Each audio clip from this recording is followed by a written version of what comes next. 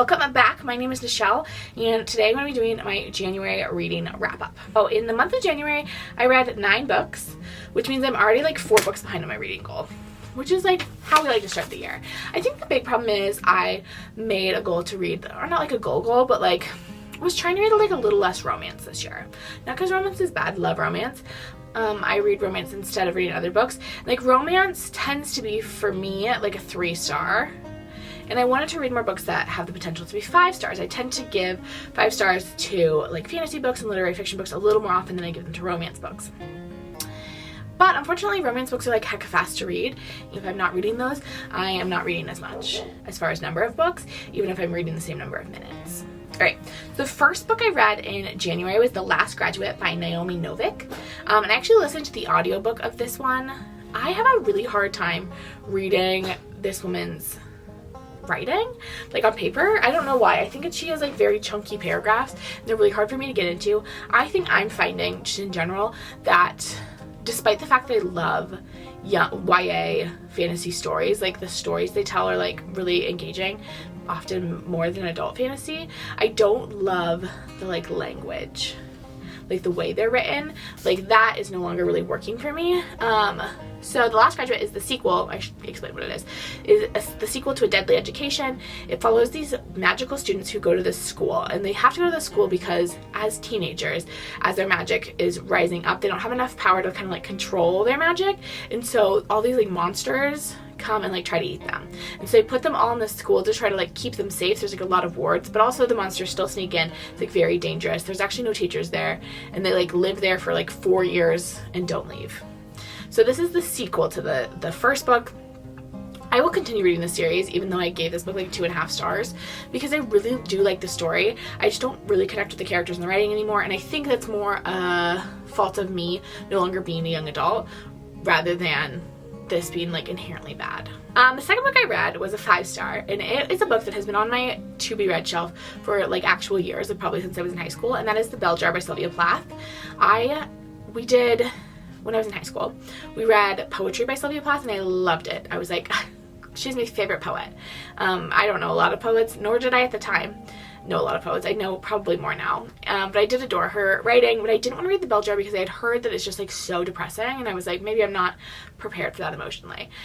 And so I was like preparing myself for like a short, girly version of A Little Life, and I didn't really feel like it is the story of this woman suffering through like pretty severe depression, but I didn't feel like it was like super depressing or bleak as a book. Like, I think it's like pretty hopeful and also like shockingly funny, like laugh out loud funny.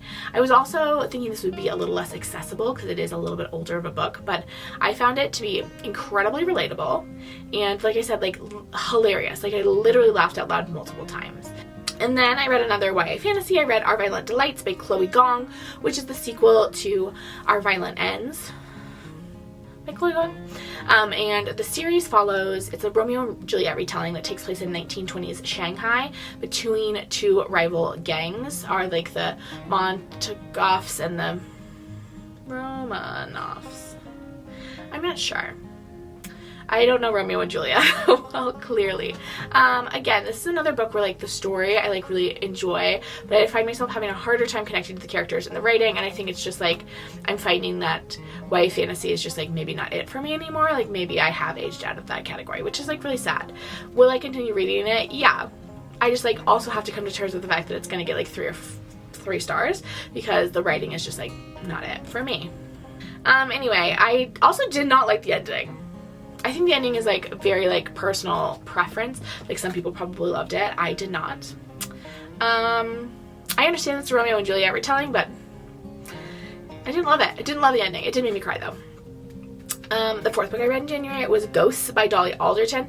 This book, I can tell already that's going to be one of my favorite books of the year. I love this book so much. Like, I already want to reread it. It was 5 stars easily.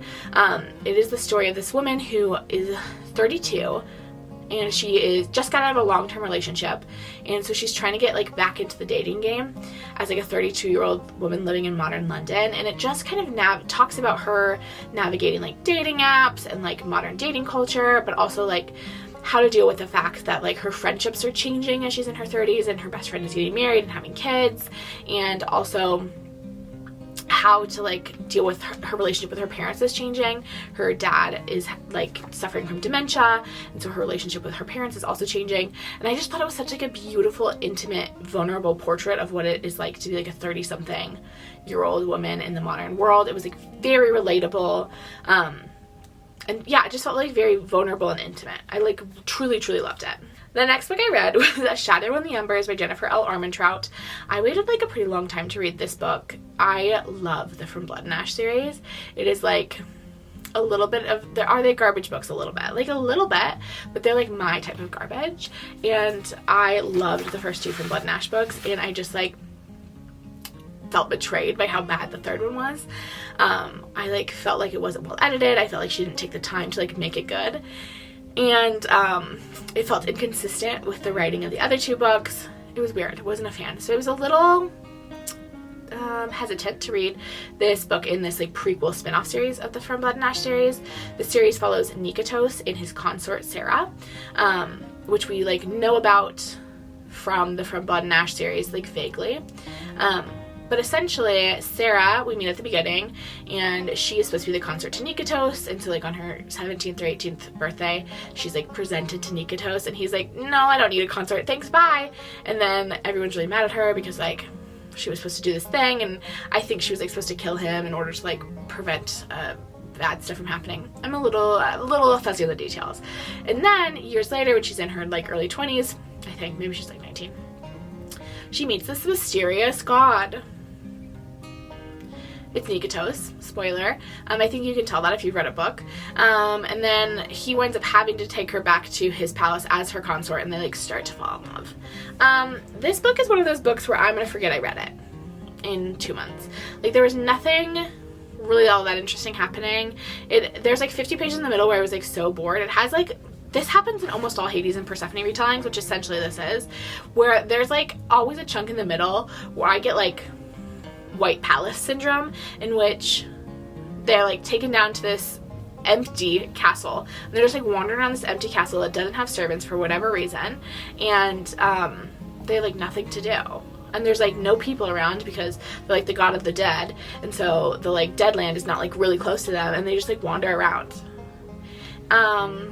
And that happened in this book. I don't know. I gave it 3 stars even. Will I continue the series? Absolutely. I will probably read all the books in both series. Even though From A Crown of Gilded Bones was like objectively terrible and I had a bad time, I will continue reading these series. But like this book was like 3 stars, very like middling. Very middling. I don't remember a lot. I don't have a lot of thoughts. I know I just talked about it for a long time, but you know what I mean. The next book I read was The Roanoke Girls by Amy Engel, and this is the second Amy Engel book I've read. I also read The Familiar Dark, which I think was her first. I don't know which one came first. They're both of her adult books. She's also written YA. I haven't read any of her YA stuff. Her adult books are dark. Like dark. And I like wasn't prepared for how dark The Familiar Dark would be, and I also wasn't prepared, even though I had read that one, for this one. The Roanoke Girls follows Lane in 2 different timelines. So in both timelines she's she's going to her grandparents' house, Roanoke, in Kansas. So as a teenager, she went to Roanoke because her mother has died, and so her grandparents are like, we will take her in. So the first summer she's like 17, I believe, she's sent to Roanoke. Her grandparents are so excited to have her there. She has never been to Roanoke. Her mother ran away when she was pregnant, and so this is like Lane's first time at Roanoke. And then we kind of learn that Roanoke, something is happening at Roanoke because the Roanoke girls either run away or are dead. Like no one has a happy time at Roanoke. So she's like a little suspicious, but mostly she's excited. Her mother was like not a great mother. She didn't have a great relationship with her, so she's like looking forward to like having some new family. And then we also see this adult timeline of Lane returning to Roanoke after being gone for 11 years. I think I may have just made that number up, but she's been gone for a long time because her cousin Allegra, who was at Roanoke when she was also a teen, has gone missing, and so she's returning to Roanoke to try to find Allegra, or find out what happened to her. And this book is like very, very dark. Like you should 100% look up trigger warnings because this book has some content that I was not expecting, but it is so engaging, like so well written. I just wanted to know, it's like not super like twisty. You kind of know what the like, I mean, you don't know the like final, there's like a final twist, right, of like what happened to Allegra, but you find out like the mystery of Roanoke and what's going on with Roanoke. It's like pretty clear pretty early on. I would say within the first 50 pages you're like, oh, that's what's going on in Roanoke. Okay. Wow. But you don't find out what happened to Allegra until the end. But I read this in an evening, like it kept me turning the pages. I just wanted to like find out what was going on with this twisty family. I think Amy Engel writes really hauntingly beautiful books about, they're like page turners, about like parts of the country that I don't feel like we read about that often. I feel like most of the time we get books about people that are either from like big cities or from like suburbs. We don't get a ton of books about like rural America. And this book in Kansas, it definitely takes place in like rural Kansas. It was dark, but it was really good. I gave it 4.5 stars. Next up, we read One Last Stop by Casey McQuinston. I'm not going to go too much into depth in this video about this book because I read it for another video that should be coming out this week sometime. But I did give it 4 stars. I loved it. I loved Red, White, Royal Blue. I was looking forward to reading Casey McQuinston's next book. This one is about August, who moves to New York and falls in love with a girl on the subway, but like some weird time warp stuff is happening. My next book was also for this video. It is coming out soon, and it is A Dowry of Blood by S.T. Gibson. I like am not sure how to feel about this book. This book is so different from everything else that I've read that I think it was hard for me to like place it and give it like a firm rating. It tells the story of Constanta, one of Dracula's brides, and she's narrating the story and explaining why she had to kill Dracula. And it starts with her like being turned into a vampire, and it goes all the way through Dracula's death. And so I think the characters are incredibly compelling in this book. The writing was really interesting. Like, it was very readable, but it was also like very quotable. Like, S.T. Gibson loves a metaphor, and we love that for her. S.T. Gibson has like a very interesting way of writing, but it was fun. It was a good time. Like I said, the characters are super compelling. I read it pretty quickly. It's also not very long. And then the last thing I read in January, because I was craving like a little bit of romance, also I felt like, I was like, oh crap, I'm really falling behind on this reading goal because I'm trying to read freaking House of Leaves. That's really the problem here. I like blame the fact I don't have Kindle Unlimited, but I'm like trying to get through House of Leaves, and that book is a monster. I'll also be talking, I'm not done with it, so it's not in this wrap up, but I have thoughts and you'll get to hear them. Anyway, the last book I read in January was The Simple Wild by K.A. Tucker. I've been seeing this book everywhere. It used to be in Kindle Unlimited. I got it somewhere else, which makes me think it's no longer on Kindle Unlimited. But it's about this girl, Kala. She's 26. She's just lost her job at a bank, and she decides to go to Alaska to visit her estranged father. She was born in Alaska, lived there until she was 2, and her mother and her essentially like left Alaska because her mom was like, I hate it here. And then she stopped talking to her father when she was like 12, like the phone call stopped. So she hasn't even like really spoken to her father since she was like 12 or 13. And so she's like going back to Alaska to kind of meet him as an adult person and get to know him. And as she's leaving, her mom's like, just don't go and fall in love with a pilot, because her father was an Alaskan bush pilot. And so what does Calla go do? She goes and falls in love with a pilot. This book was unexpectedly really sad. I like sobbed in it. But it was a good time. It was a good romance, like very solid. I felt like it had a good balance. I mean, with romance, you always have to suspend disbelief a little bit. But like, I didn't feel like I was having to really like twist myself into pretzels trying to believe this story.